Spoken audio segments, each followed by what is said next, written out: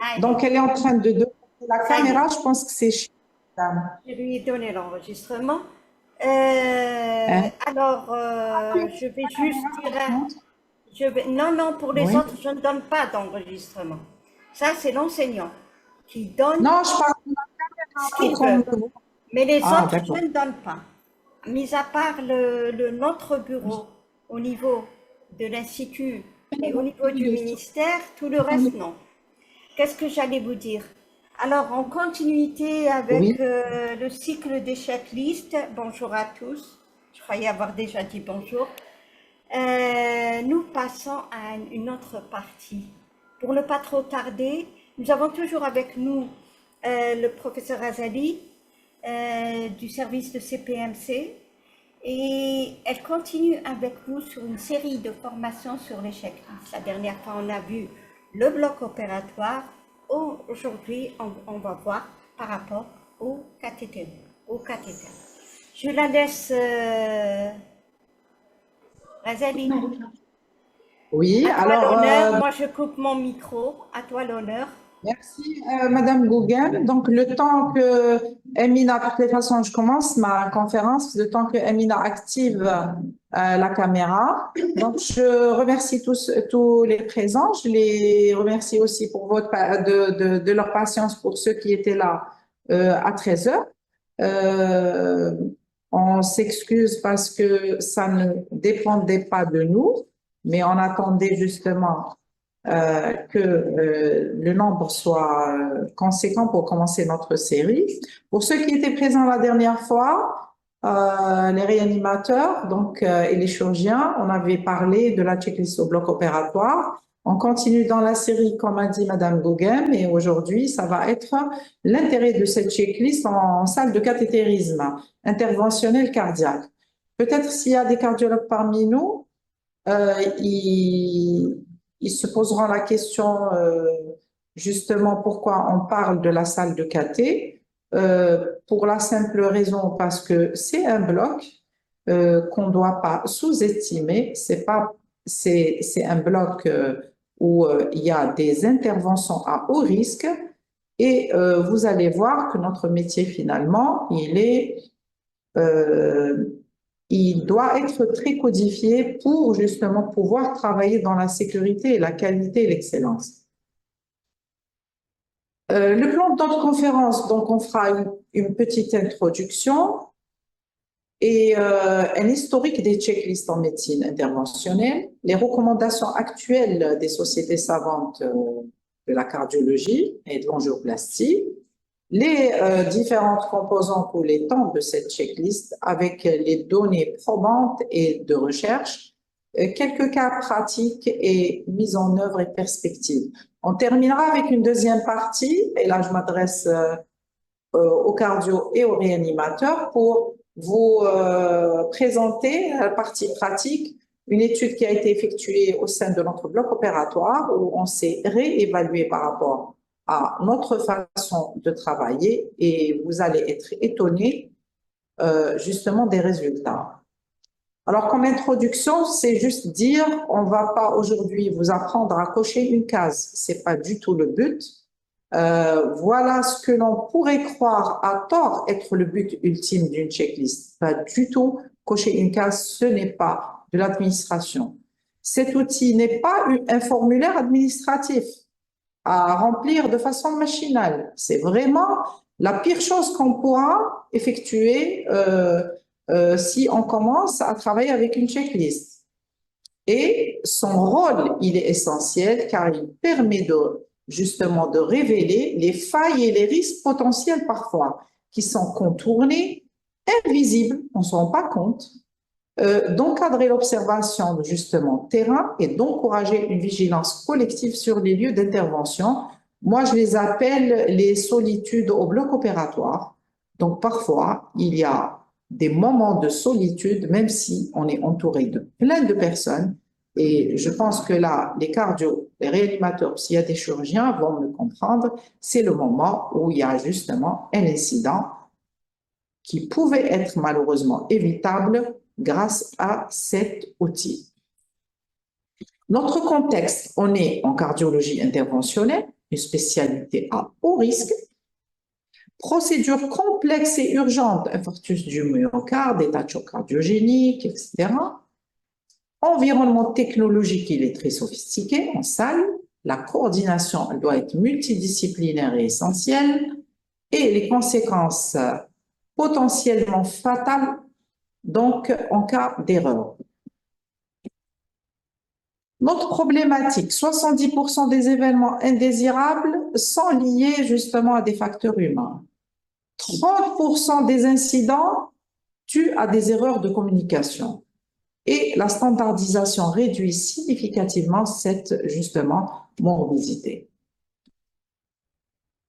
Un peu d'histoire. L'origine, vous le savez, c'est l'aviation, mais c'est pas pour parler justement, de l'utilité des checklists en pilotage, mais plutôt pour faire une transposition en médecine depuis 2008.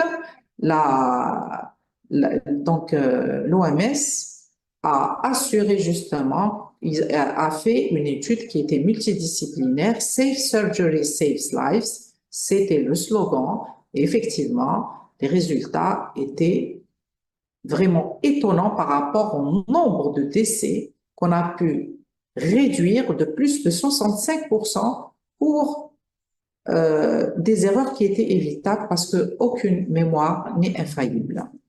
Ce n'est pas une réévaluation ou ce n'est pas une critique de notre pratique quotidienne, j'insiste. Bien au contraire, c'est pour vous permettre d'être aussi performant tous les jours, même quand vous êtes parfois très fatigué, quand vous êtes en surbooking, quand vous êtes presque à la limite du burn-out avec beaucoup de malades. Donc, le but de cet outil, c'est plutôt effortless. Ce n'est pas vous rajouter une contrainte. En 2009, les checklists manifesto ont commencé à être justement à se manifester au niveau des blocs et au niveau des salles de KT, et les réductions actuelles, réduction jusqu'à 36% de la mortalité post-opératoire. Alors, le PERAM, c'est 65 et le post-op, c'est 36%. Quand même, 36 personnes sur 100 peuvent éviter et on réduit leur décès sur table. Toujours en cardio, donc en chronologie, les premières adaptations, donc c'était pratiquement en parallèle comme celle au niveau du bloc opératoire pour l'anesthésie, pour la chirurgie. C'est à partir de 2012 que les premières checklists ont commencé justement à apparaître et première adaptation en salle de KT. Et les recommandations donc ont commencé à tomber pour les sociétés savantes à partir de 2014-2018, les guidelines carrément sur la sécurité. Et 2020-2024, il y a eu une intégration, parce que c'était la période post-Covid, de la télémédecine pour les checklists. Les recommandations donc entre 2024-2025, voilà les 5 points essentiels. On va faire juste un petit tour par rapport aux recommandations des sociétés savantes de cardiologie. Vous allez voir que l'European Society of Cardiology et European Association of Percutaneous Cardiovascular Intervention vous disent que c'est classe 1 niveau B, utilisation systématique d'une checklist avec toute procédure, briefing donc d'équipe avant procédure complexe, débriefing post-procédural pour les manœuvres complexes. Toujours dans les recommandations, donc l'American College of Cardiology et l'American Heart Association parlent de la checklist standardisée pour les syndromes coronariens aigus, pour la vérification du consentement éclairé du patient, confirmation de l'identité du site, et on a pour les recommandations pour la Society of Cardiovascular Angiography Intervention, le time-out est obligatoire avant la première ponction. Vous imaginez, ils ont gardé un time-out maintenant qui est obligatoire, il n'est même plus facultatif, tout en insistant sur une communication structurée selon le principe SBAR, qui est, que vous connaissez d'ailleurs, communication, donc S, situation, la personne doit se présenter, est-ce qu'elle est infirmière, est-ce que c'est un cardiologue, est-ce que c'est l'AMAR, est-ce que c'est le médecin réanimateur, chirurgien.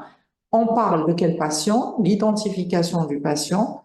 Vous allez voir dans les études, vous allez être étonné que les checklists ont réduit de 68% l'erreur dans l'identification de notre patient. C'est vrai que parfois, en cardio comme en médecine, anesthésie et chirurgie, on a tendance à parler par pathologie et parfois on oublie de citer le nom de notre patient. Aujourd'hui, on rentre au bloc pour une LV, par exemple, ou c'est le tritronculaire avec une IVA, etc., parce qu'on est tellement concentré sur le procédural, parce que c'est très important, c'est un métier à risque. On discute plus notre patient de façon, j'allais dire, dossier et procédure, et on oublie de l'identifier, et Dieu sait que les pathologies parfois sont similaires.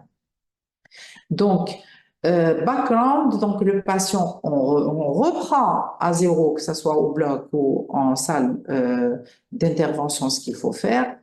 Assessment, on doit parler et dire c'est quoi le souci et qu'est-ce qu'on va faire, c'est quoi le geste qui sera réalisé. Et les recommandations, on s'adresse à notre équipe, c'est surtout si c'est le manipulateur, il doit checklister c'est bien le côté droit ou le côté gauche, même en cathétérisme, pour surtout le time out pour la ponction. Phase donc pré-procédurale, on a une phase intraprocédurale, une phase extra-procédurale en salle de cathétérisme. En anesthésie, puisqu'il y a des réanimateurs qui nous écoutent aussi, c'est l'équivalent de la phase pré-induction, pré-incision et avant la fermeture chirurgicale. Donc, vous voyez que les phases restent les mêmes, c'est juste que pré-procédural parce que eux, c'est justement, ils vont ponctionner, intraprocédural, ils vont faire ce qu'il faut pour, par exemple, un stenting, et extra-procédural, tout ce qu'on fait une fois qu'on a terminé notre cathétérisme.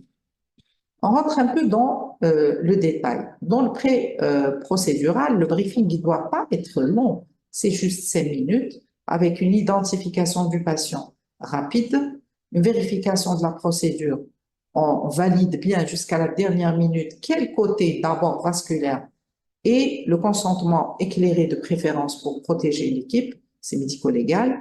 Les antécédents et les allergies, alors on ne posera jamais assez la question. Parfois, et là je parle avec mes collègues Réa, ils sont en face de cela au bloc opératoire, et même les cardiologues actuellement quand ils sont en salle de cathétérisme, vous savez, ou bien même les radiologues quand ils sont avant l'injection du produit de contraste, jusqu'à H0 ou minute 0, on peut ne pas être allergique. Et la veille, votre patient, il vous déclare que pour un comprimé, par exemple, allez, on va dire antibiotique pénicilline, il a présenté un rash cutané. Et même s'il n'était pas allergique. Donc, l'allergie est quelque chose qu'on doit vérifier, revérifier, revérifier jusqu'à la dernière minute. Dans le cas de la salle de cathétérisme, c'est l'allergie à l'iode, le produit de contraste. On doit vérifier, et on le fait toujours, l'insuffisance rénale, les traitements antiagrégants et bien sûr grossesse exclue. La phase toujours pré-procédurale, toujours en 5 minutes, l'évaluation des risques. Donc, on reprend nos scores de risque calculés, la fonction VG, les risques hémorragiques, est-ce qu'il doit être évalué dans un sens, ou s'il y a un problème, on a justement notre checklist de l'hémorragie et une chirurgie cardiaque disponible en cas où malheureusement il y a un pépin. Pour les équipements, matériel d'urgence, il est toujours vérifié, le contraste et la quantité estimée, les dispositifs spécifiques, et on n'oublie pas justement nos dosimètres et la protection. Pour l'équipe, tous les membres présents, chacun doit avoir son rôle identifié, les opérateurs, les assistants manipulateurs, briefing sur les particularités. En intra-procédural, pas plus de 5 minutes, on fait une pause sécurité qui est le time out. Elle est hyper importante pour dire avant, première fonction, tous les membres s'arrêtent et écoutent l'opérateur qui annonce le patient, la procédure et surtout le site d'abord, à droite, à gauche. On doit confirmer. Donc, outload, nous le dit, il faut le confirmer verbalement. Demander le silence dans la salle si les gens sont en train de discuter et demander aussi est-ce que l'antibioprophylaxie, par exemple, administrée, si elle était indiquée. Est-ce que l'héparine ou l'anticoagulant, il est prêt? Et on continue notre journée toujours en post-procédural, dépasse pas 5 minutes, pour toujours en post-procédural aussi poser pratiquement, pardon, les mêmes questions pour dire je résume ma procédure réalisée, je dis les résultats, qu'est-ce que j'ai eu comme difficulté, qu'est-ce que j'ai mis et je laisse une traçabilité avec les ordonnances bien sûr, la communication et ne pas oublier l'apprentissage parce que c'est important pour discuter les incidents critiques. Et pourquoi pas éventuellement dire on doit faire une formation continue si c'est nécessaire, si par exemple on a des jeunes bleus au niveau du bloc opératoire, ça c'est pour le cathétérisme.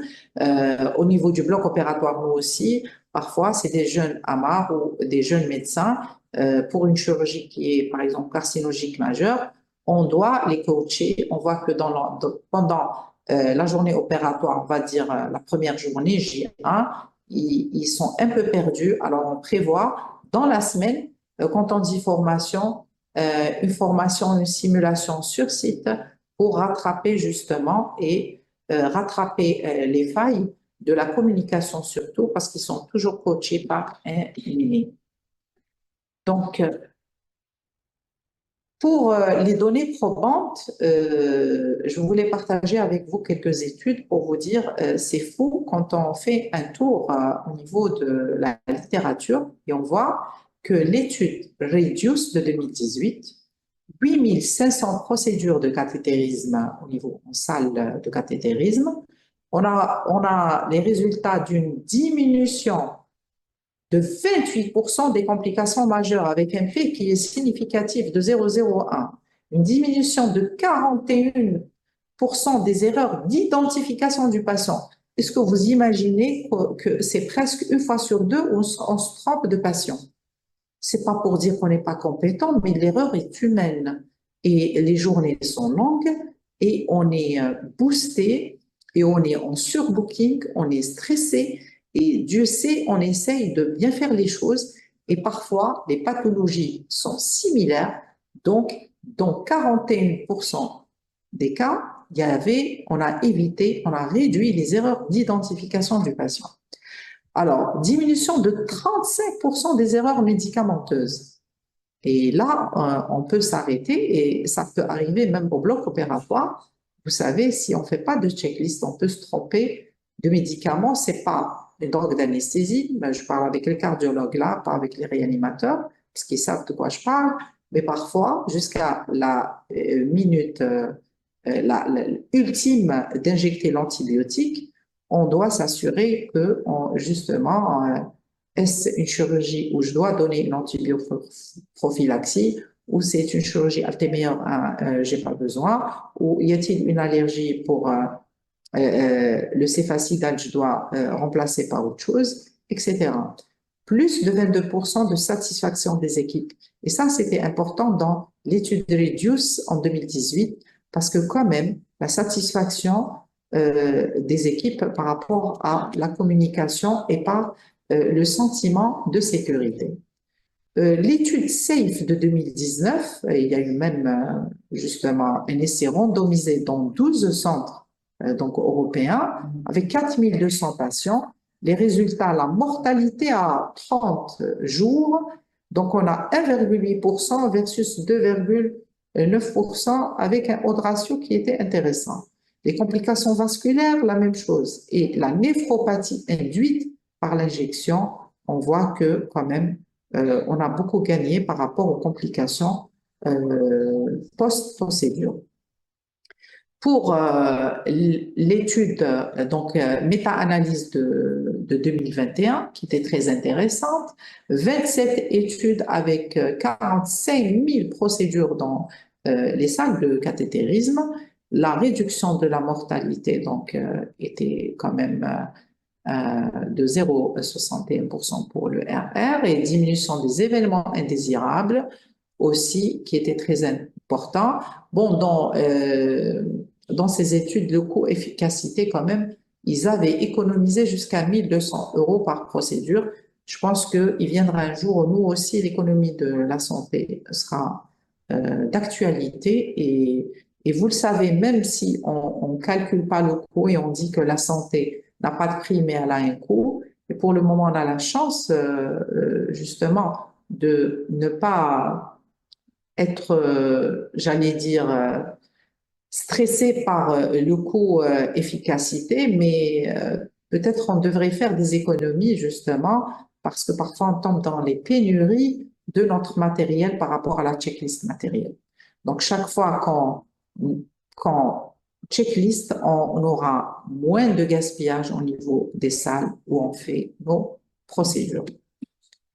Maintenant, quelques cas cliniques justement qui sont tirés de ces études-là et qui sont vraiment intéressants. Avant, je voulais vous montrer les données probantes quand même du registre européen de 2022 où dans 180 centres, il y a eu 95 000 angioplasties par an et l'impact de la checklist était une conformité aux guidelines qui est passée à 89% versus sans checklist à 76%. Une durée de séjour de moins de 0,8 jours, une réadmission à 30 jours était réduite jusqu'à 8,2%.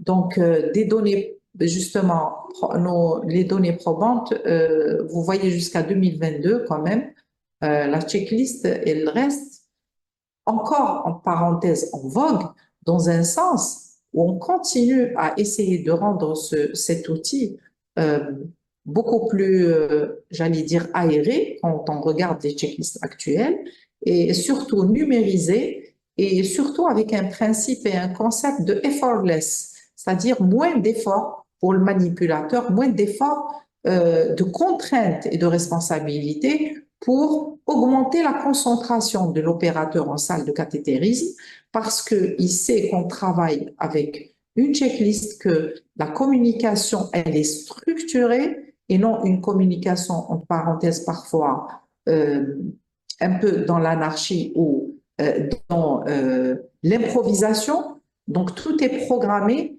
ça met l'opérateur et son équipe, parce qu'il ne travaille pas seul, dans une certaine sérénité, une safety and security et l'excellence académique par rapport à une urgence, justement, parce que c'est tellement à haut risque, les procédures en salle de cathétérisme, que l'erreur, malheureusement, parfois, elle est fatale.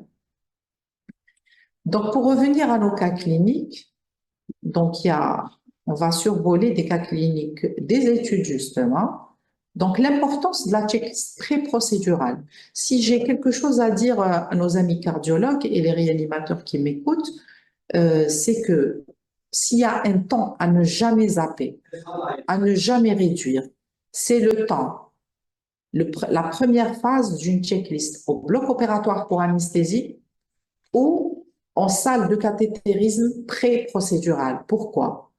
On doit se remettre dans le bain de notre patient, parce que peut-être c'est pas le patient numéro 1 ou numéro 2, on va sentir que notre concentration n'est pas au plateau, mais sachant que y a plusieurs patients et parfois le même opérateur, il a une journée très chargée ou il peut être même en post-garde.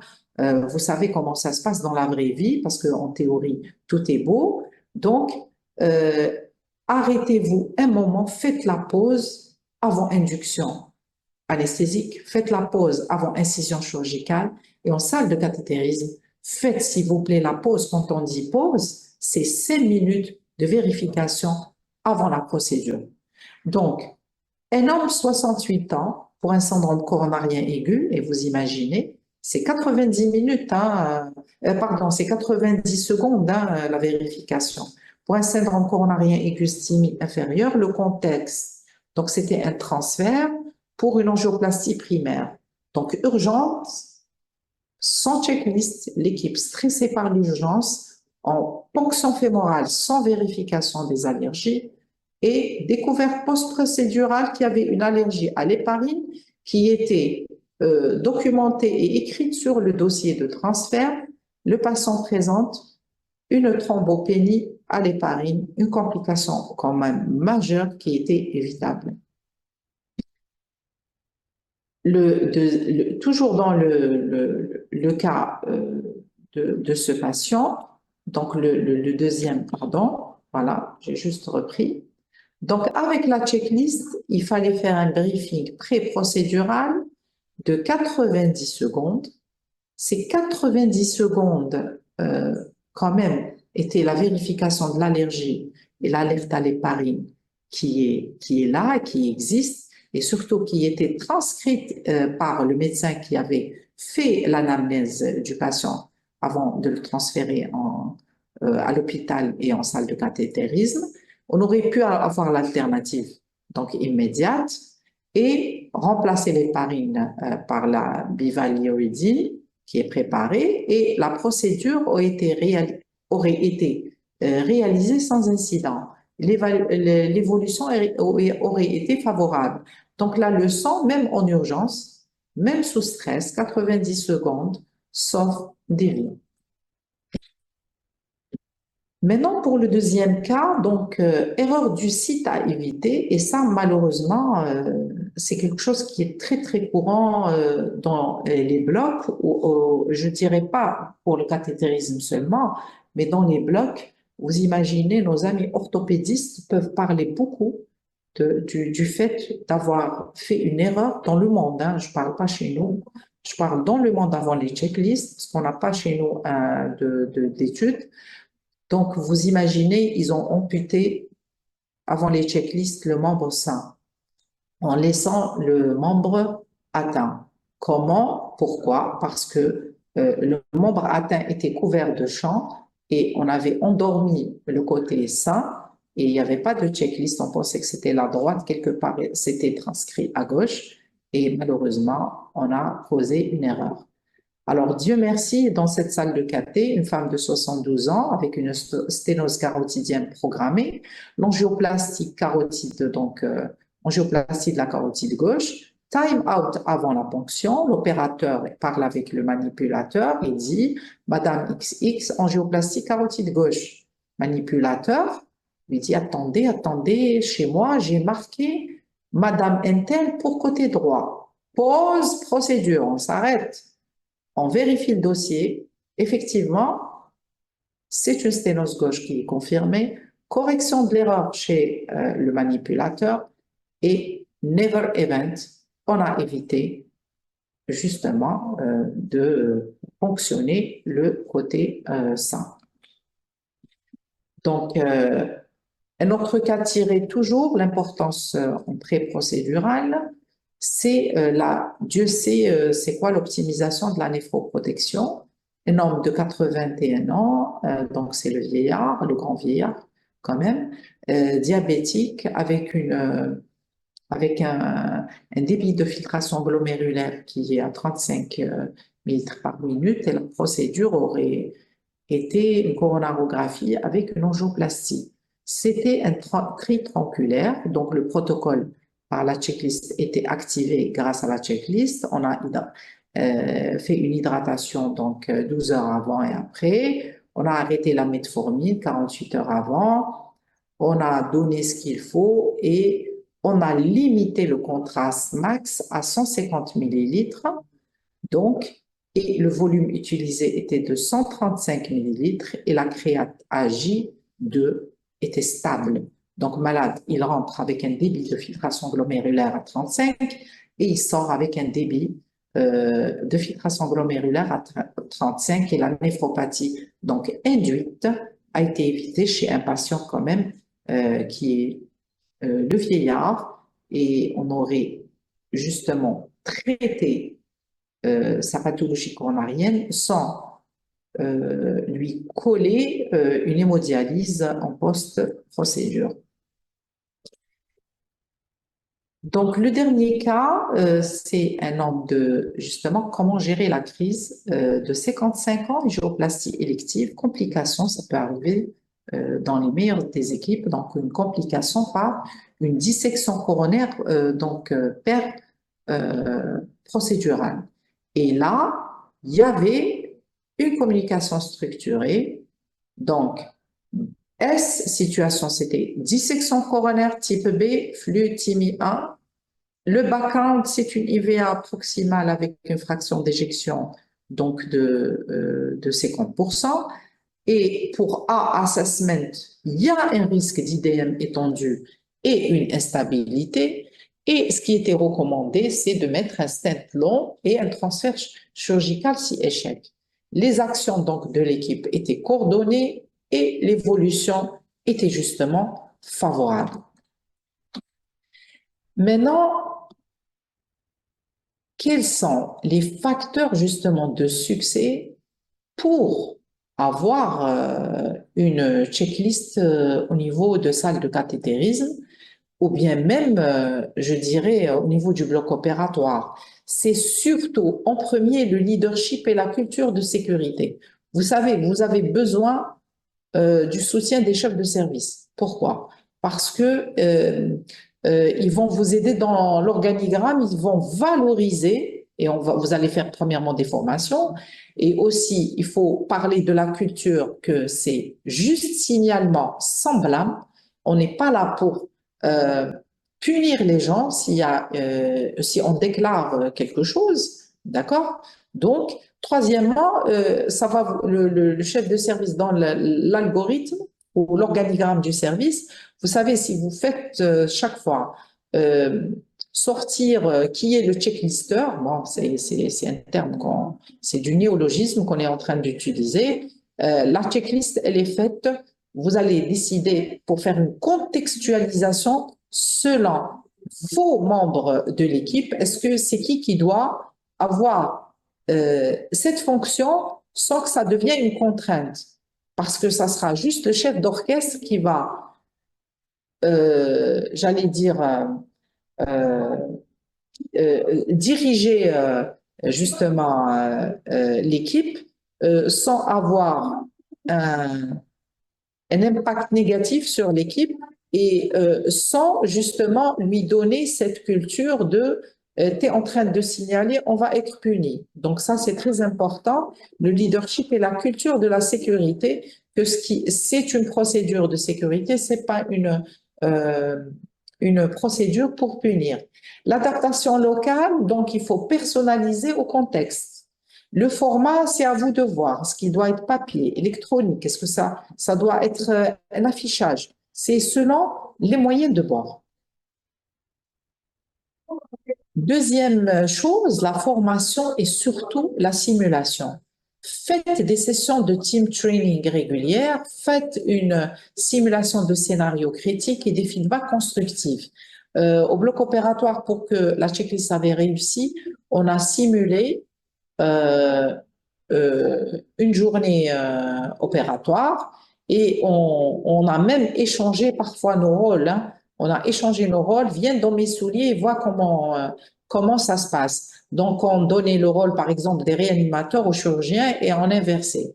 Et je vous assure, dans un scénario un peu rigolo, ça nous permettait de voir c'était quoi les appréhensions et c'était quoi les erreurs et c'était quoi les points critiques de notre équipe. Je vous donnerai tout à l'heure des exemples simples quand on va voir l'étude qui a été effectuée au niveau du bloc A en anesthésie où je suis chef d'unité. Donc, l'audit et amélioration continue. Donc, chaque fois, il ne faut pas oublier de faire ce qu'on appelle, moi je l'appelle le guesting house. Alors, je dis pour le mois, par exemple, le mois de septembre, on était très bon.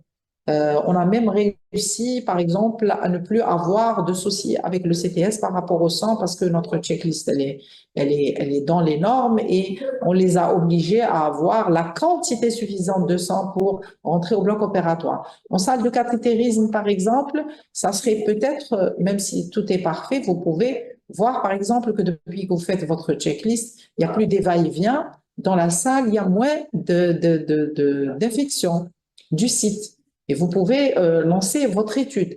Vous savez, ça peut vous emmener très, très loin et jusqu'au, s'il y a des gens qui m'écoutent et qui sont chefs quelque part, si par exemple dans votre salle, vous avez l'habitude juste de faire deux patients, le temps d'occupation de la salle, le TOS, sera vraiment meilleur.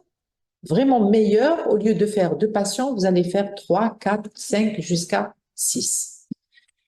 Et la résistance, c'est résistance humaine. Je fais ça depuis 20 ans. On perd du temps. C'est pour les débutants. Les solutions, c'est présentation des données, justement, probantes. C'était le cas aujourd'hui. Implication des seniors comme champions. Feedback positif sur les résultats.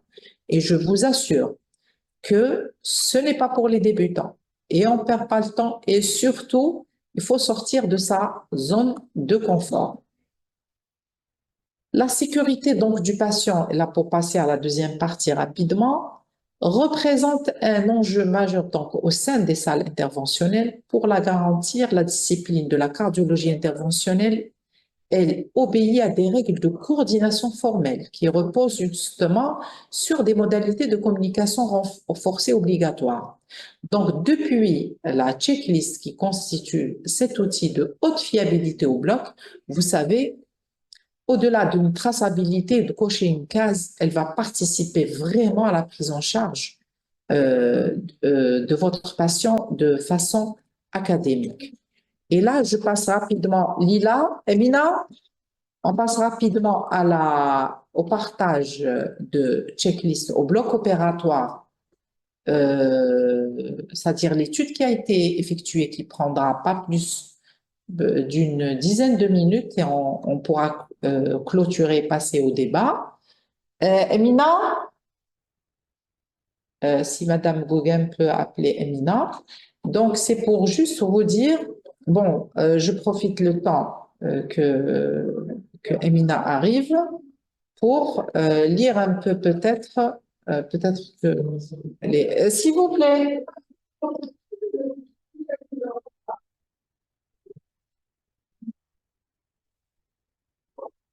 Parce que j'ai pas la main, voilà.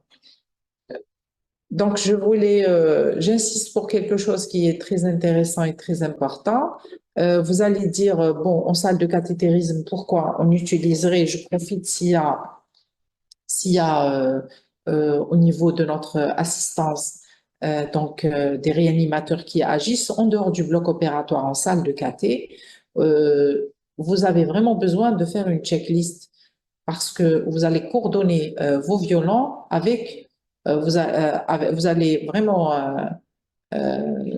travailler avec une équipe justement qui sera différente chaque jour. Peut-être vous serez fixe dans la salle de cathé, mais chaque fois vous aurez un cardiologue. Donc, si vous voulez faire ce qu'on appelle une optimisation de votre travail, tout en ayant la meilleure communication avec l'équipe de cardio, et pour qu'on parle le même langage, et pour comprendre surtout le stress dans lequel est l'opérateur et le manipulateur, parce que c'est vraiment à haut risque. Là, on parle de checklist pour des briefings de 5 minutes. Et quand on dit 5 minutes, parfois c'est 5 minutes pour les 3 temps. Dans le meilleur des mondes, quand on est dans le programmé, juste pour la mise en place d'un stent, une angioplastie qui n'est pas dans le cadre de l'urgence, peut-être on pourra discuter. Peut-être on va faire un pacemaker, donc malade programmé, plus ou moins.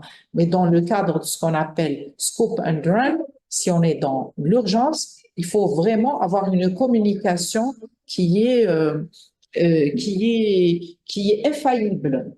Et peut-être que la communication, elle compte plus que la procédure elle-même. S'il vous plaît, Emina, s'il vous plaît, j'ai besoin de vous.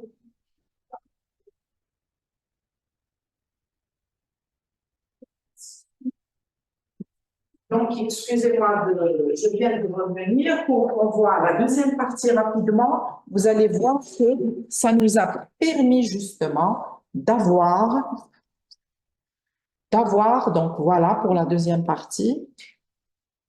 Donc, pour la deuxième partie, il est important de voir quelle est en pratique, quand vous faites justement. Et voilà. Donc, en pratique, quand vous allez être au bloc opératoire, moi, j'aimerais bien que les cardiologues essayent de faire, moi, je vous invite vraiment à faire un travail qui ressemble à celui-là, et même pour les réanimateurs, là où vous êtes, pour faire ce qu'on appelle une auto-évaluation de votre pratique quotidienne. Donc, je n'ai pas besoin de revenir sur l'intérêt de la checklist en co-bloc opératoire avec nos amis cardiologues. Je partage notre quotidien de réanimateur anesthésiste. Donc, notre travail, c'était une étude justement prospective comparative, double aveugle avec les deux équipes de la chirurgie et de l'anesthésie qui ignoraient la pratique d'une étude, avec une évaluation de leur pratique durant la durée de sa réalisation, 180 interventions chirurgicales digestives sur une durée d'une année au service de chirurgie et anesthésie A, au niveau du CPMC où je suis professeur agrégé et je suis le chef d'unité. Donc, j'avais proposé ça à l'équipe. Et quand je dis l'équipe, pourquoi on parlait de leadership? Et je vous disais que vous avez besoin des chefs de service. Ou si vous êtes le chef des services, eh ben, vous n'avez qu'à initier la chose. Vous savez, il n'y avait que le chef de service à l'époque, professeur Kyrienne, qui était au courant, et le reste des collègues n'étaient pas au courant qu'on était en train d'évaluer notre propre pratique. Donc, les critères d'inclusion, les patients opérés donc pour pathologie digestive carcinologique par voie laparotomique, âgés de plus de 18 ans, d'exclusion. Chaque fois que dans les interventions, et même si vous êtes en salle de cathé, il y a un manque de matériel qui est causé par une rupture ou une indisponibilité en pharmacie par rapport à la pénurie, ne prenez pas ce facteur parce qu'il est en dehors de l'organisationnel. D'accord? Il faut l'exclure. L'objectif principal, nous, c'était de sensibiliser avant et pendant chaque acte opératoire des intervenants à des actions simples en verbalisant leur réalisation au sein de l'équipe opératoire. On a inclus chirurgiens, les penseuses, l'instrumentiste, les techniciens anesthésistes et les médecins anesthésistes réanimateurs. Si on est en salle de cathétérisme, moi, je vous invite, le manipulateur, l'opérateur, le cardiologue, on va dire senior, celui qui est derrière, j'allais dire, la vitre pour juste communiquer avec nous, pour travailler, pour lancer la radio ou la scopie, donc si on est en salle interventionnelle, et l'équipe peut-être d'anesthésie qui est présente sur le terrain, parfois qui vous aide quand vous avez besoin d'une sédation. Donc, c'est juste pour vous montrer qu'on peut tous faire une étude pour évaluer. Vous allez voir, on a été choqués des résultats. Les objectifs secondaires étaient de comparer le temps opératoire donc entre les deux groupes, checklist et sans checklist, d'évaluer le score, le Canadian National Nosocomial Infection Scale. Donc celui-là, l'équivalent en salle de cathé, nous c'est l'ASA, c'est-à-dire American Society of Anesthesiology, le statut ASA. L'altémeilleur, c'est une chirurgie qui est propre, contaminée ou sale, et avec ou sans checklist. En salle de cathétérisme, est-ce que vous avez fait des fautes d'asepsie ou pas? Et vous allez voir que c'est important pour le site de ponction. Est-ce qu'il y a eu de l'infection? Et je ne veux même pas parler de s'il y a justement une infection qui passera dans la circulation sanguine et qui peut causer beaucoup de choses jusqu'à l'endocardite. Donc, d'où l'importance pas seulement de l'asepsie en salle de cathé par rapport à une checklist, mais peut-être on a donné ou pas l'antibioprophylaxie qui est oubliée. Vous allez voir dans notre étude, on l'a donné. Même quand on donnait notre antibioprophylaxie, il y avait des soucis de timing. Donc, aussi dans nos objectifs secondaires, l'amélioration et la traçabilité. On a fait une pause avant induction anesthésique, une deuxième pause avant l'incision, une troisième pause avant la sortie de la salle opératoire. En salle de cathétérisme, ça serait avant procédure, donc c'est avant de piquer mon malade, je dois savoir quel côté, etc. Deuxième pause, nous, c'est avant incision pour le cathétérisme cardiaque, c'est temps de pause ou time out si, par exemple, quelqu'un vous dit « Ah non, c'est pas la gauche, c'est la droite », comme tout à l'heure. Troisième pause, avant la sortie de la salle opératoire, ça va être avant la sortie de la salle post-interventionnelle. Vous pouvez vérifier est-ce que votre patient sort avec ce qu'il faut comme ordonnance. Donc, le matériel et méthode, toujours dans la première pause, avant l'induction, on avait vérifié les 6 actions, l'identité du patient, le type d'intervention avec le site opératoire, le mode d'installation et la préparation donc cutanée, l'équipement du matériel, le risque allergique et le risque hémorragique. Deuxième, avant l'incision, c'était la vérification ultime et la confirmation des documents. La troisième pause, c'était avant la fermeture, c'est bien sûr les compresses, le geste chirurgical, le timing de l'analgésie et les 3 actions avant l'extubation. Savez-vous que ces 3 temps en salle de cathétérisme, moi je serais très curieuse de voir si quelqu'un peut lancer la même étude et mettre est-ce que le patient a reçu ses médicaments avant et à la sortie, qu'est-ce qu'on a réalisé, le geste qui était prévu et le geste qui a été réalisé, parce que ce qu'on a prévu de faire, par exemple, double stent au niveau de l'IVA et de la circonflexe. Et finalement, dans la vraie vie, quand on a cathétérisé, on a vu que c'était pas possible, on a mis un seul stent. Ou bien, dernière minute, on a vu que par rapport au diamètre, il fallait mettre un stent de tel type ou tel type. Tout cela, c'est pour dire que le troisième temps, avant la sortie du malade, c'est une pause, surtout qu'il n'y a plus d'urgence et très, très importante, même pour nous, au niveau, c'est-à-dire du bloc opératoire. L'analyse statistique donc, de notre étude a été faite par le logiciel R et elles ont été exprimées en moyenne et pourcentage et comparées par le test de Students avec un seuil de signification de P inférieur à 0,05. L'âge moyen, il était de 63 ans pour les deux. Il y avait autant de femmes que d'hommes. Les scores comparables par rapport au risque cardiovasculaire, donc l'ASA, NIRA, l'ULI. Et voilà, je partage avec nos amis cardiologues, les réanimateurs voient que chaque fois qu'on n'utilisait pas la checklist, la grande lame, elle manquait au plateau le moment où on avait besoin d'une grande lame. Donc, laryngoscope, il est présent, bien sûr, avec la lame qui est mise, etc.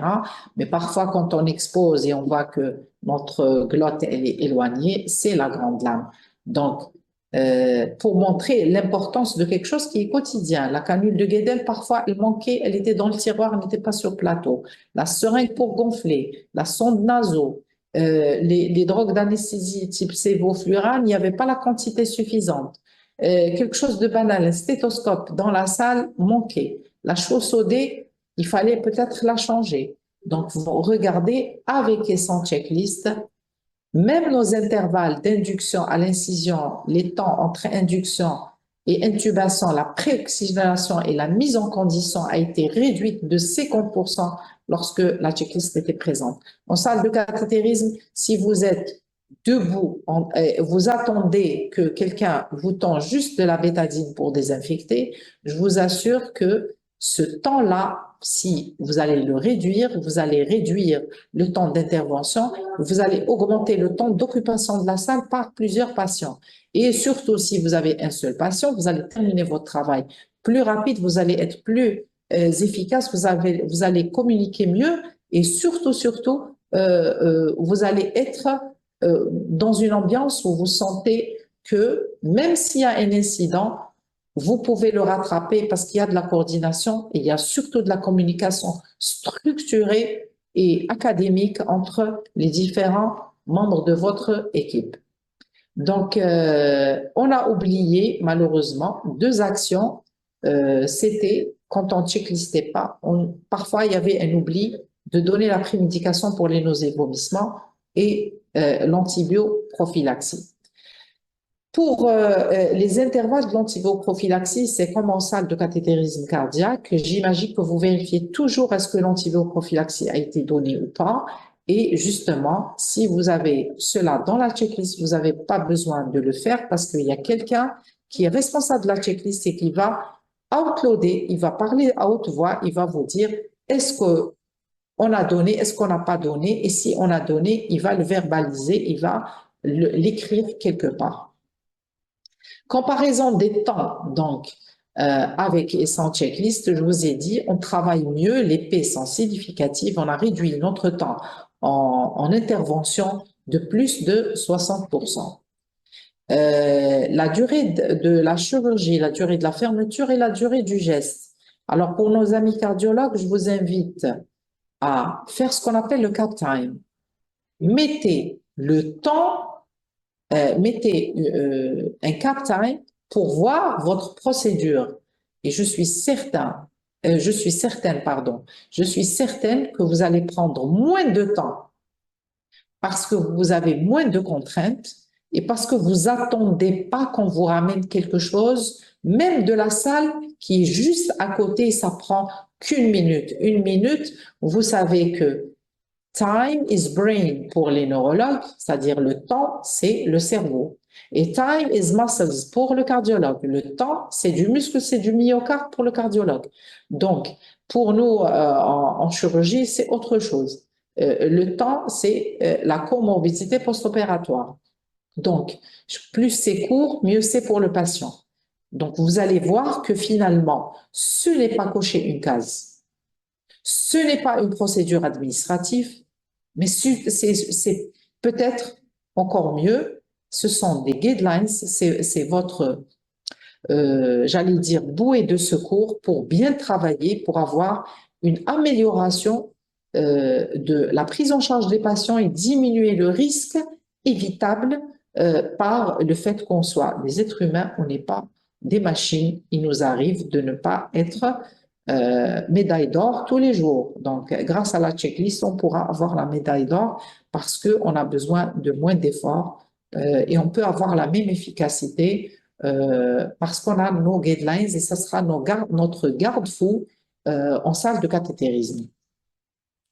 Regardez si en chirurgie et en anesthésie, l'infection du site opératoire augmente chaque fois qu'on n'utilise pas la checklist et regardez en vert quand on utilise la checklist, alors que les ISO, l'infection du site opératoire est très élevée quand on ne l'utilise pas. J'imagine en salle de cathétérisme donc cardiaque ce que sera l'impact et peut-être l'impact aussi du séjour sans checklist. Une autre traçabilité, c'est la traçabilité pharmacologique de tout ce que vous avez utilisé. Alors, c'est super et c'est génial parce qu'avec votre pharmacien, quand il vous dira, vous utilisez beaucoup de X, Y, Z médicaments, depuis que c'est vous, et ils oublient que peut-être votre activité, elle a augmenté, peut-être que vous faites plus de patients. Et là, vous allez lui exposer des statistiques en lui montrant combien de KT, combien d'aiguilles vous avez utilisées, comment vous pouvez faire ça. C'est grâce à la checklist parce qu'elle elle pourra elle pourra être votre seule traçabilité de ce que vous avez utilisé. Chaque fois qu'il y a checklist, chaque fois vous savez combien d'héparines ont utilisé, combien de produits de contraste, combien de millilitres par rapport à ce patient, combien de champs, combien de KT, combien de stents. Donc ça devient très intéressant. Pour la littérature, justement, par rapport à notre étude, on a vu que c'est la sécurité chez les patients et pas de checklist. Est-ce un problème? Et si oui, comment y remédier? La question a été posée en 2009, s'il vous plaît. Et aujourd'hui, on ne la pose plus parce que c'est une procédure qui est notre meilleur allié, je dirais notre collaborateur. Maintenant, au bloc, on dit, Dieu merci, on travaille mieux et puis on travaille dans la bonne ambiance et puis dans la sécurité. Et nos discussions, j'allais dire, sont coordonnées et structurées. On ne parle pas pour parler. Et c'est la mise en évidence, donc, par rapport à notre étude, mise en évidence donc, par l'OMS, des milliers de vies pourraient être sauvées chaque année dans les pays occidentaux par la simple application des règles simples qui évitent des erreurs aux conséquences parfois graves. Alors moi, je vous dis que chez nous aussi, grâce à la checklist, parce qu'il y a eu la suite de la checklist, euh, c'était le travail de thèse qui était intitulé l'optimisation justement hémodynamique dans la chirurgie carcinologique majeure. Et je vous assure que on avait déjà, pour avoir les résultats, et là je m'adresse aux gens qui veulent faire des études, donc sur terrain, et c'est bien, et je vous encourage, ça peut même aller jusqu'à des publications qui peuvent aller en national ou en grade A, B, en international. Il faut jamais sous-estimer le terrain, c'est juste que nous, on laisse pas de traçabilité. Je vous assure que les thèses actuellement qui sont effectuées au niveau du Centre Pierre-Marie Curie sont en moins de biais. Pourquoi? Il n'y a pas le biais de l'erreur par fatigue, l'erreur par pénurie, l'erreur parce qu'il n'y avait pas ceci ou cela, ou parce qu'on s'est trompé. Par rapport à identifier un patient, par exemple, ou annuler un malade parce qu'il y a quelqu'un qui lui a pas arrêté le Saint-Tron, etc. Donc, vous voyez, même dans votre progression, la checklist, elle a un impact. Et je continuerai que c'est une combinaison d'actions de qualité et elle est probablement un des facteurs de potentialisation de la qualité générale de nos soins et elle pourrait être un symbole d'une communication améliorée entre les membres d'une équipe opératoire, que ce soit en salle de caté ou autre, et elle renforce surtout elle homogénéise la culture de la sécurité. Et il faut surtout avoir l'esprit de no-go vers salle de caté si je n'ai pas de checklist. Nous, on est arrivé à no-go vers salle opératoire si j'ai pas checklisté. Et no-go vers incision si j'ai pas checklisté l'induction. Moi, je vous dirais en salle procédurale de cathétérisme, no-go vers procédure et vers ponction si je n'ai pas vérifié est-ce que c'est la droite ou la gauche. Parce que c'est bien beau de faire rapide, mais scoop and run, maintenant, stay and wait. C'est-à-dire, oui, scoop and run. Je fais les choses rapidement parce que c'est un IDM, mais je le fais de façon dans le cadre d'une sécurité. C'est important parce que dans notre travail, et surtout en salle de cathétérisme cardiaque, vous savez, c'est le principe de la boule de neige. Si vous l'arrêtez pas dès le début, l'étape au pré-procédural, ça sera l'avalanche vers la fin parce que une erreur, elle va accentuer une autre et une autre et une autre, comme c'était le cas pour un des patients où il rentre pour, par exemple, un stenting et il sort avec une insuffisance rénale et il passe en dialyse. Donc, on a réglé un problème et on a donné un autre, enfin, et on n'a malheureusement pas pu éviter un incident qui était évitable. Donc, il sort avec un souci qui est encore plus important. Et là, je vous remercie pour votre patience et je rends la parole à Madame Gauguin.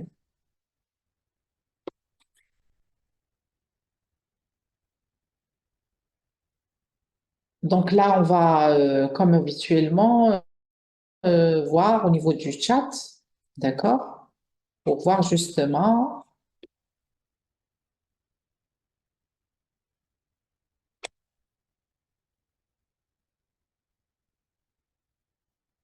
Alors, oui. Mhm. Professeur, vous savez ce Oui. qu'on va faire? Oui. Essayez de les stimuler, posez-leur des questions par rapport à leur activité au niveau des services du moment Bien. qu'ils ont la même spécialité que vous, la D'accord. plupart. Et La même s'il y a des plupart. cardiologues, quel est leur rôle et comment ils voient les choses. Et par D'accord. exemple, la cardiologue, Madame Sarah. Madame Sarah qui est cardio, moi j'aurai première participation Sarah Ben Selma. Donc bonjour Madame Sarah, peut-être on va la valoriser quand même.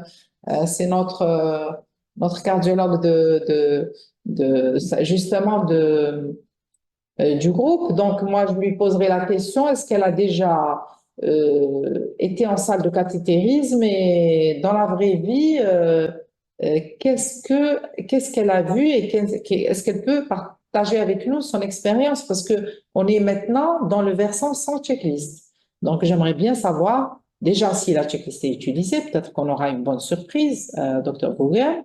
Et est-ce qu'elle l'a déjà utilisée? Si oui, comment? Sinon, Madame Dr. Benslama, dites-nous, ça se passe comment dans votre pratique quotidienne? Après, je pense que je vais parler avec les collègues réanimateurs parce que je vois que il y a beaucoup de réanimateurs, effectivement. Vous pouvez répondre, Madame Benslama, par message. En attendant, Est-ce que vous voulez que je vous offre le micro? Ça vous fera du grabuge, hein. Beaucoup de bruit. il n'y a pas de souci, allez-y. Je vous offre le micro. Ça sera pas la campagne. Quelqu'un, oui. Ah, ça y est, ils sont en train de Alors, Madame répondre. Benslama, elle a répondu. Actuellement, on n'a pas de salle de cathétérisme à l'EPH. D'accord. Donc, elle pourra peut-être nous parler de sa formation quand elle était formée. Donc, docteur Benslama, quand vous avez été formée. Mais auparavant, j'ai été au CHU de Blida, très bien. Et ça se passait avec ou sans checklist, on va voir.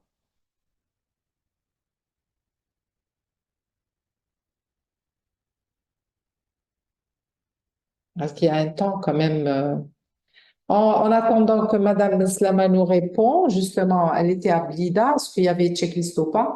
Moi, je m'adresse aux collègues aussi réanimateurs pour qu'ils participent avec nous. Qu'est-ce qu'il y avait justement dans leur pratique quotidienne? Est-ce qu'ils travaillent ou pas? Ils travaillent ou pas avec cet outil qui est quand même Security and Safety of Patients? Oui, aux salles de cathétérisme, on fait la checklist. Ah, that's good. Ah, franchement, merci, docteur Beslama. Donc voilà, ils font la checklist au bloc, donc aux salles de cathétérisme, et ils suivent justement les recommandations. Et mais actuellement, les recommandations de 2024 de la Société de cardiologie et même la Société de cathétérisme percutané est une obligation, hein. Donc, j'espère qu'on va contextualiser nos checklists en salle de cathétérisme et surtout l'identification des patients et le diagnostic, effectivement. Donc, vous le faites bien, je suis heureuse. Maintenant, je m'adresse à mes amis réanimateurs, surtout l'identification, revoir tout le dossier, c'est bien.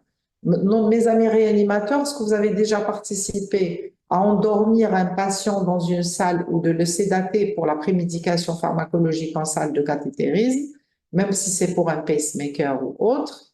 Et est-ce que dans vos blocs opératoires, vous l'utilisez comme outil? Je suis curieuse de le savoir. Dites-moi.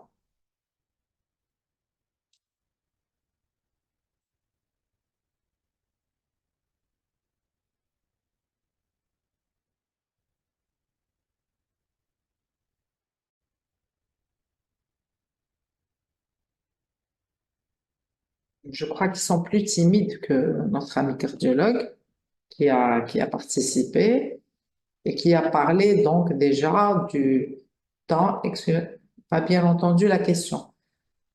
Non, docteur Benslama, je m'adressais à mes amis réanimateurs, collègues, pour dire que vous l'utilisez, c'est super, c'est génial. Là, je m'adresse à vous quand même pour vous dire, est-ce qu'en salle de cathétérisme, vous avez eu besoin des réanimateurs ou du technicien, parfois anesthésiste, pour justement effectuer un geste salvateur, style on a un choc anaphylactique, par rapport à l'héparine, par rapport à une antibioprophylaxie. Vous avez quand même besoin d'une autre équipe pour une urgence aussi, j'allais dire, aussi grave. Dites-moi.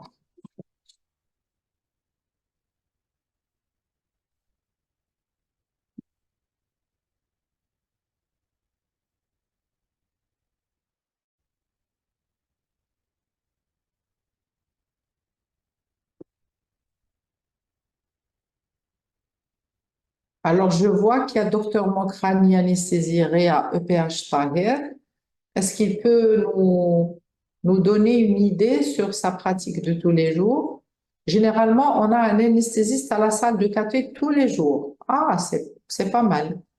Ben voilà, finalement, anesthésie en dehors du bloc opératoire est assez importante.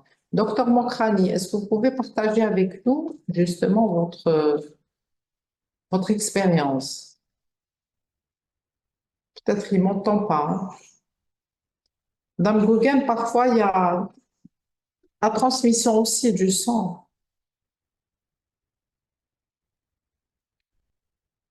Vous avez un problème de sang? Ils ont Non, un je crois. problème. On entend très très bien. Ah, d'accord. OK. Dérangé, c'est pour ça que j'ai fait. Ah, très bien. C'est bon, non? Peut-être. Chez moi, il y a du bruit. Ah, d'accord. Ah, d'accord. Vous avez raison, hein? Parce que si vous allez désactiver le son, il va y avoir beaucoup de bruit. Donc voilà. Donc je pense. Enfin, sur ce, j'aimerais bien savoir s'il y a des personnes qui veulent partager ou poser des questions, hein. Vous n'êtes pas Moi, je obligé voudrais de. savoir pour le cardiologue, quel est son avis et qu'est-ce qu'il pense de cette formation? Déjà, est-ce Oui, que oui. il y a J'aimerais bien. l'esprit de conscience qui s'est installé ou bien c'est une formation point? Nous ne voulons pas pour les jeunes spécialistes, surtout que ceux qui sont loin, parce que les autres sont entourés. Est-ce Oui. que, est-ce que cette formation a sa place dans leur esprit déjà? Déjà, oui, c'est une excellente question. Merci, Madame Gauguin. Donc, docteur Bislema, qu'en pensez-vous? Est-ce qu'on devrait faire des formations pour nos amis cardiologues pour insister sur les checklists en salle de cathétérisme? Ou bien ça reste à la formation, comme l'a si bien dit? À l'occasion, je salue docteur Benzermen, qui était résidente chez moi et qui est très sérieuse. C'est une assistante en anesthésie-réanimation. Je la salue et elle a eu la chance avec nous. Elle a beaucoup participé à la checklist, hein. Je la salue d'ici et je la remercie pour son sérieux quand on faisait l'étude. Alors, docteur Beslem, dites-nous, qu'en pensez-vous? Que pensez-vous? Parce que de, par rapport à la question de Madame Guggen, qui est très pertinente.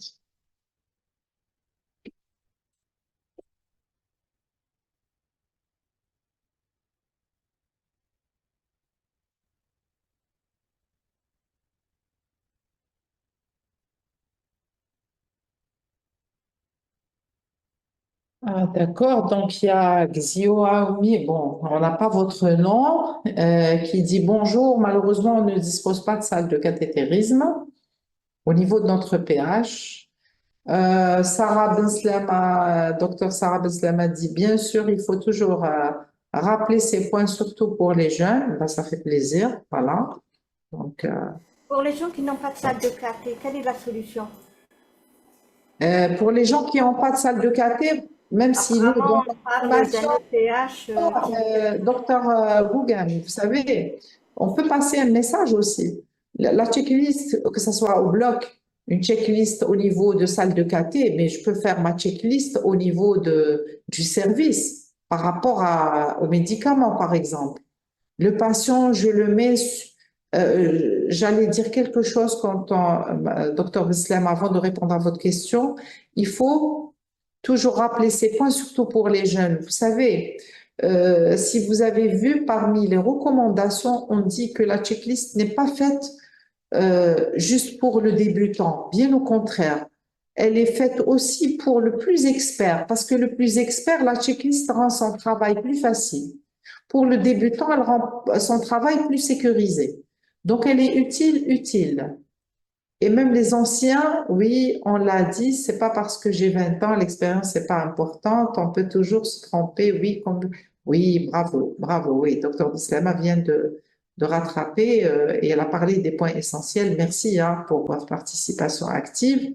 Je reviens à ce que disait Madame Gauguin par rapport quand on n'a pas de salle de caté. Vous pouvez utiliser les checklists en dehors de la salle de cathétérisme. Et ben, par exemple, au niveau du service de cardiologie, vous mettez les checklists par rapport aux patients. On a arrêté le bêta-bloquant, on a repris le bêta-bloquant. Pourquoi? On a finalement arrêté le cardio-sélectif parce que il a fait ceci, cela. On a remis l'autre, on a arrêté le cardio-sélectif malgré qu'il est indiqué parce que le patient a présenté par exemple un problème d'allergie à l'excipient. On l'a remplacé pour une HTA, je prends un exemple, par un inhibiteur calcique. Et tout ça, quand on fait ce qu'on appelle la checklist de médicaments, traçabilité, même avec le pharmacien, vous sortez avec beaucoup de bons résultats et moins d'erreurs. Surtout que au jour d'aujourd'hui, on va finir par faire l'ordonnance justement électronique. Donc, pour éviter, il faut avoir un recul.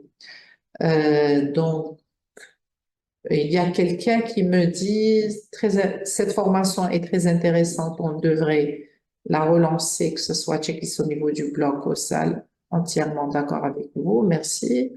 Benzerman, salut professeur Lazeli, merci beaucoup pour la communication, je suis très contente pour la participation. Bravo, j'espère que docteur Benzerman, et je sais que tu le fais, je me permets de te tutoyer parce que je considère que c'est une jeune amie. Je suis certaine qu'elle travaille avec au niveau du bloc, là où elle est. Et bravo. Elle est à quel niveau? Elle est à quel niveau? Maintenant, elle est au niveau de. Elle fait son service civil à Aloued. Donc, à Aloued. À Aloued. Alors, au niveau Oui. d'Aloued, je crois que Aloued, il travaille. Hein. Au niveau d'Aloued, Ah, oui, Aloued. Elle est à est-ce Aloued. que le PH de l'Oued rassemble beaucoup? Je l'ai vu Fléjunage. Est-ce que. Ah, le PH de Wurgla. Maintenant, elle est à l'EPH Ouergla, parce que moi, je l'ai croisée à Aloued.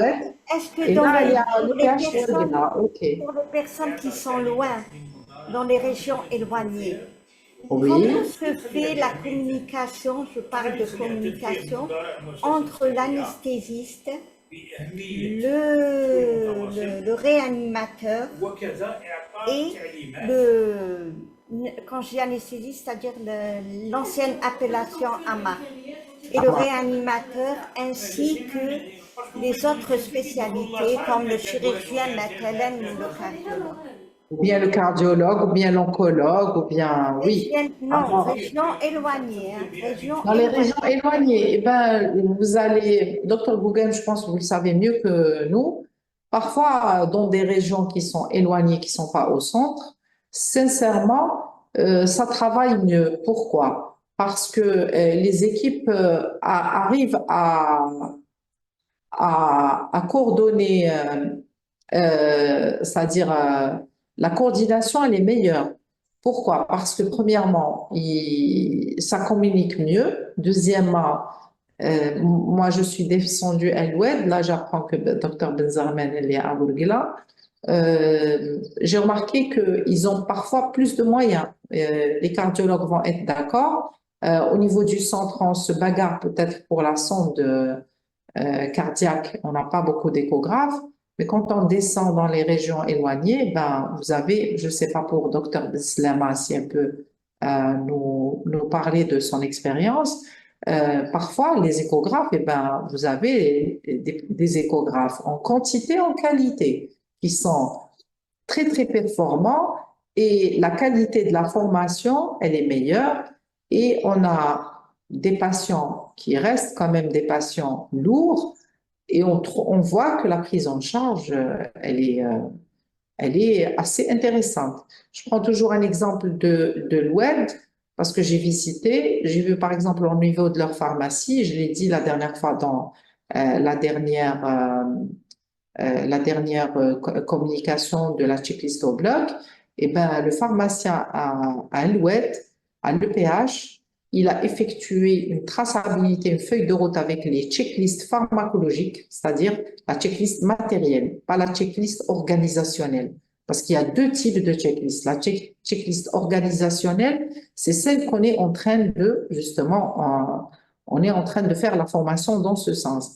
Il y a la checklist matérielle qui est concomitante à l'organisationnelle. Quand vous vous organisez, donc vous prenez le matériel qu'il faut.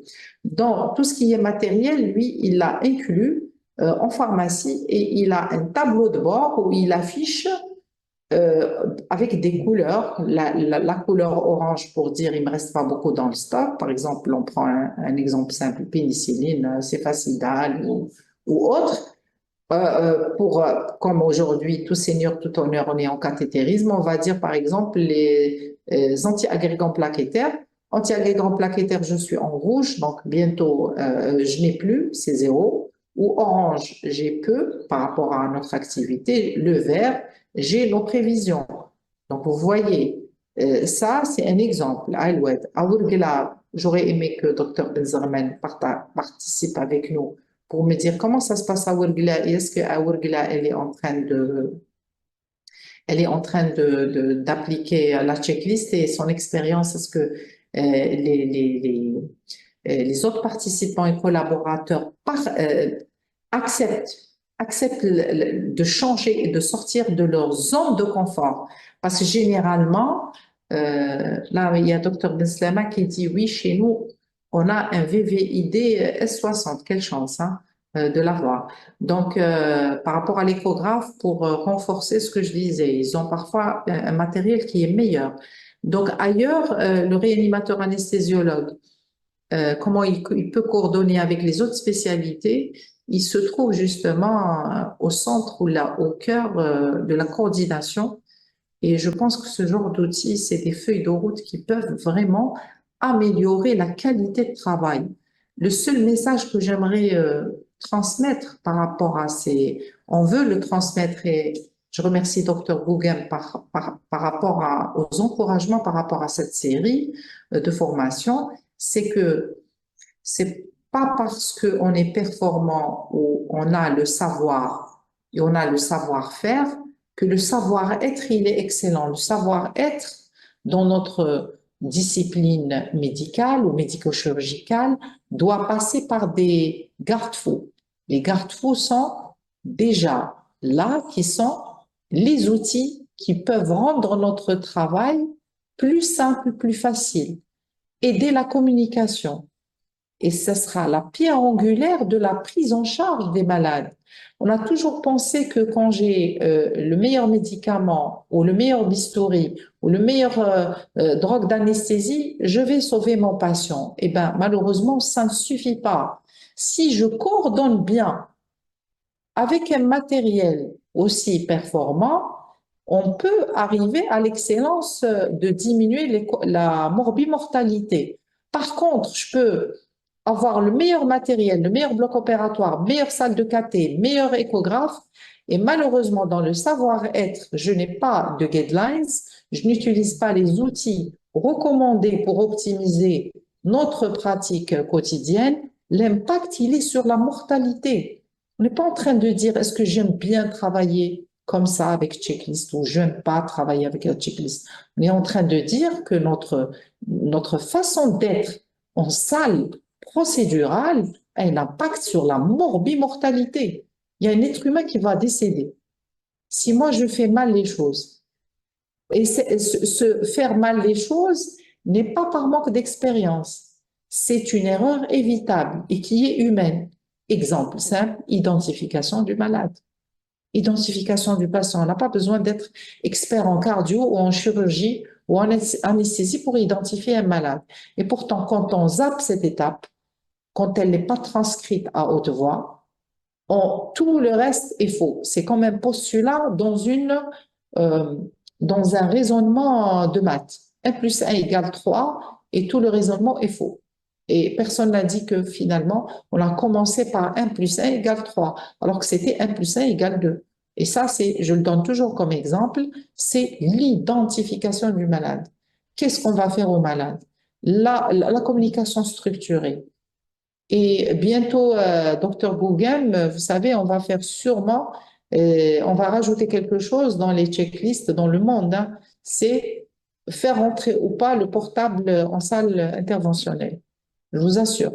Parce qu'actuellement, il y a une étude qui se fait qui s'appelle l'interruption de la tâche. C'est-à-dire, moi, je fais une tâche, mon portable sonne, je regarde, peut-être c'est mon supérieur, je réponds. Je laisse la tâche que je faisais et c'est comme dans la conduite. C'est exactement comme la punition quand on est puni, quand on prend le portable par la main, quand on commence à parler, on conduit. C'est exactement la même chose quand on est en salle procédurale. Si on fait une interruption de la tâche et on va vers notre portable, ça fait partie aussi, pourquoi j'en parle, des cases qu'ils ont rajoutées dans les checklists. Est-ce que les portables sont en mode silencieux?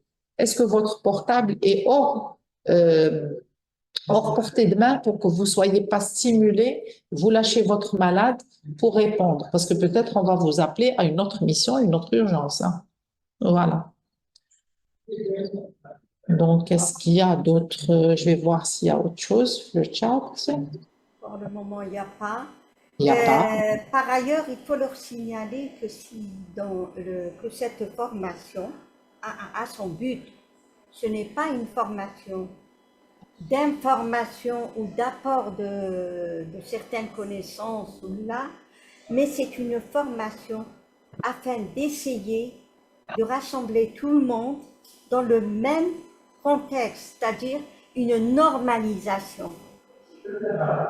Absolument. Oui, docteur Boughem. Très C'est-à-dire, important. ce qui serait intéressant, c'est que quand on parle de bloc ou de salle de caté, tous comme on est dans la même discipline ou en dehors de la même discipline, on travaille dans les normes justement, on a tous la même façon de travailler. Comment vous travaillez en salle de caté? Nous, on utilise la checklist de la salle de cathétérisme. Comment vous travaillez en salle opératoire? On utilise la checklist de l'Organisation mondiale de la santé. Peut-être on ne pourra pas avoir la même version. Il y a celui qui préfère la version 2000, par exemple 25, où il y a la contextualisation, et notre préfère la standard commune de 2024, mais on travaillera tous de la même façon, et c'est pour qu'on soit tous dans la normalité. C'est travailler dans les normes, effectivement, docteur Gouguin.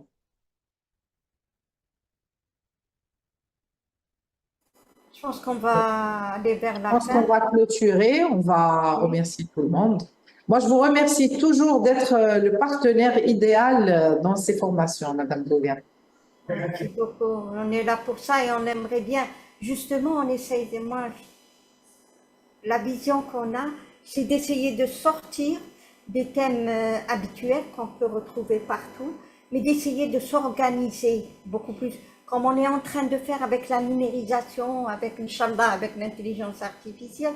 Nous Absolument. essayons d'apporter des normes, d'apporter quelque chose qui regroupe tout le monde dans un même contexte, dans le même travail, on a une même discipline.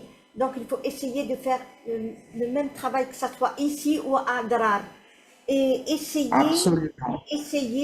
de rester dans ce sens pour pouvoir se corriger et pouvoir aller vers l'avant. Et pouvoir être de bons interlocuteurs aussi, même sur le plan éthique. Même sur le plan éthique. Si moi j'oublie et que cette checklist, elle a son rôle sur le plan éthique. Oui, effectivement. Effectivement. Donc, merci de terminer avec le mot éthique parce que justement, merci à toi, docteur Bunzerman, pour ton attention. Elle vous remercie, elle me remercie, elle vous remercie. Donc, je disais justement, le mot éthique, je pense qu'on peut clôturer avec parce que l'éthique médicale dit qu'on doit utiliser tous les moyens, euh, tous les moyens possibles et imaginaires pour réduire le risque que prend le patient. Parce que finalement, pourquoi je dis le risque que prend le patient et pas le risque qu'on prend?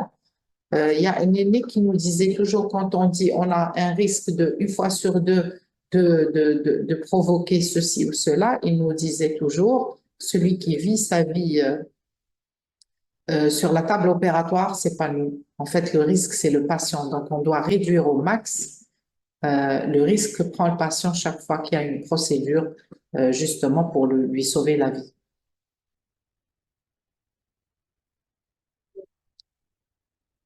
Donc, je pense qu'on peut clôturer, Madame Gougem. Je vous remercie encore une fois.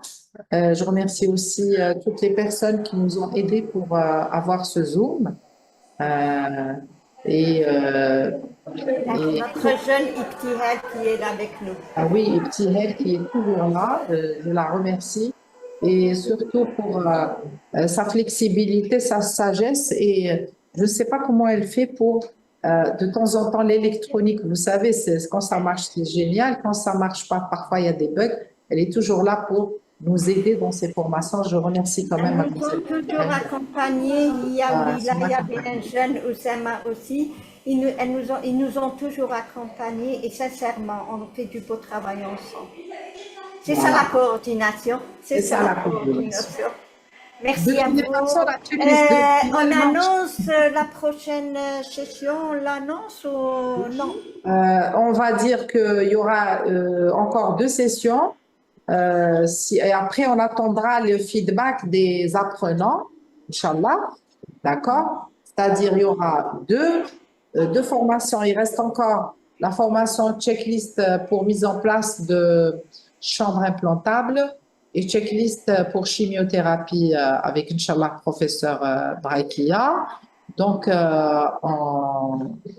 on attendra après pour la suite des événements. Si on voit qu'il y a une demande, on pourra rajouter les spécificités, les contextualisations et les spécificités de plusieurs spécialités parce qu'on pourrait aller loin dans les checklists. D'accord. On va aller vers la formation sur le checklist chimiothérapie et on leur donnera la tâche par la suite. Voilà. Merci à vous. Moi, la prochaine, Inch'Allah, ça va être la mise en place de la chambre implantable. Si on peut avoir même une chambre implantable pour que ça soit logique. Après, elle parlera du matériel, de la checklist pour les préparatrices de chimio. Et là, ça sera très intéressant parce qu'on aurait mis la chambre implantable. Ils vont voir, ça sera surtout pour les réanimateurs et peut-être même les chirurgiens, parce qu'il y a des chirurgiens qui placent les chambres, les oncologues aussi. Puis après, ça sera logique de faire justement la checklist pour la chimio, pour les préparatrices de chimio, pour les oncologues. Voilà. Inch'Allah. Merci, professeur. On va vous libérer. Merci beaucoup. Avec la garde et tout. Merci. Je vous assure, oui, pour la volonté je vous remercie. Merci à vous. Merci. C'est très intéressant. Merci, docteur Mokrani, merci, docteur Benzerman, docteur Benselma, tous ceux qui ont participé. Merci, docteur Gougem. Super bientôt, Inch'Allah. Allez, au revoir. Inch'Allah, au revoir.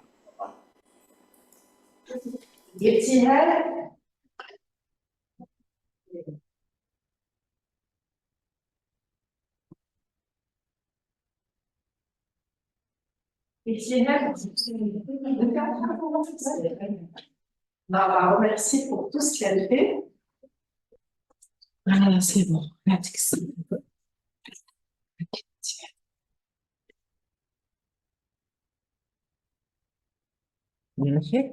C'est bon. J'en ai. أنا حتبدأ مدام. Mais ما مشيتش la caméra.